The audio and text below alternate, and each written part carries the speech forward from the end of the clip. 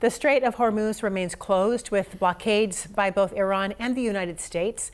And this morning, the world benchmark for oil climbed above $125 a barrel before falling back to about $115 a barrel, the cost marking the highest price for oil in 4 years. And we know that the situation here in Washington is not great. Just yesterday, we took you to a gas station here in Seattle where drivers were filling up for $6.29 a gallon. Many other gas stations in the Seattle metro area are also around $6 a gallon. Joining us now, former state senator and King 5 political analyst Reuven Carlyle. Thanks for being here. Of course, thank you. Oh my gosh. So when we talk about gas prices, don't cringe. State Democrats, they're blaming the Trump administration. Republicans are blaming the gas tax. Is there some truth on both sides, or are both sort of problematic for us here in Washington? Everything's a contributor to that. There's no question about it. I mean, if you look at the statewide average now of about $5.50 some cents, about half of that is the price of the crude oil and the refinery process. But there's also about an 88-cent jump in the overall price of that gasoline because of the war in Iran and the closure of the Strait of Hormuz. So direct implications. So there's truth to that. And we have the third highest gas tax in the nation. So of course there's a contribution to that as well. So when you consider the tax, and for Washington, as you said, we have one of the highest in the nation, what part of that is directly tied to the state sales tax in terms of what we're paying overall for gas? Yeah, we pay about $4 billion a year in state gas tax, and there's a couple $100 million of additional fees. And if you add up all the state and the federal taxes and all of the fees associated with gasoline, it's about 20% of the cost of gasoline. But that really is in line with the cost of production and the cost of distribution. So it's a unique time right now where the taxes feel like they're disproportionate, but they really have been hit by this war in Iran. Okay, in real layman's terms. Yeah. I spent $106 to fill up my tank. I had to get premium gas, but I've never paid that much ever to fill up my gas tank. So what portion of that $106 is the gas tax? The gas tax, like I said, all of the taxes combined. Is it 20%? That's about 20%. That's right. What?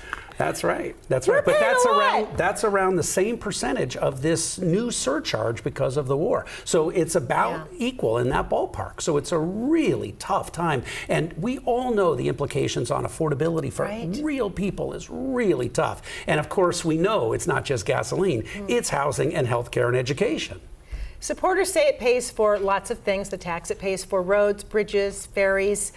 Is that justification enough for families who are struggling, to your point, with affordability? People are struggling. There's no question about that. At the same time, you have to look at the investments of those dollars that are paid by the gas tax. It is not just roads and bridges, and it's new ferries, and there's salmon restoration. There's a whole bunch of transit benefits, and part of the challenge is that they have a lot of bonds within the gasoline tax, the transportation budget, and so that's what pays for all this construction.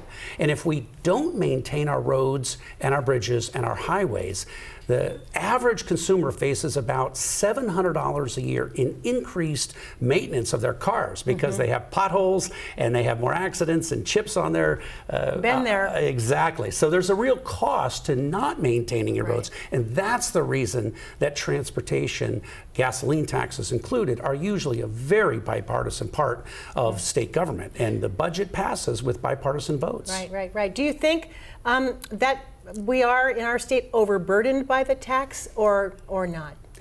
It's the third highest in the nation. Do you think it's too high? I think the rent's too high. I think education's too high. I think housing's too high. And I think gasoline prices are really hitting people right now. So everyone knows how serious it is. The real challenge is if you lowered it, there is absolutely no question that not all of that passes through to the consumer. So it's not necessarily a fair deal either way. So even if it was lowered, we wouldn't necessarily feel meaningful relief from it being lowered. Yeah, Is that what you're saying? There was a really substantive study done that showed that about 60 cents on the dollar, if you do a temporary gas tax relief, gets passed on to the consumer. So about 40% of it doesn't. So again, real cost to the public in terms of maintenance maintenance and operations, but doesn't necessarily get passed on to the consumer. Okay, last question. We asked the governor this week about the gas tax. He pointed the blame for the pain people are feeling at the Trump administration.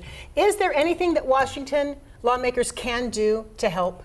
There's very little that we can do at the state level. And the fact is only 3 states in the nation have done a temporary change in their gas tax, and that temporary change is pretty modest. And so states around the country, bipartisan, red, blue, independents, are not moving in that direction. So it's a very tough time. And you could see a massive continuation of the spike in gasoline prices because of the closure of the Strait of Hormuz. It's not settled. So I was just thinking, we're not going to see relief in the near future. That's I mean, right. we don't really know when we might, and it might keep getting worse, to your point. It might get worse. Reuven Carlyle, always great to have you here. Thank we you. appreciate it. Thanks.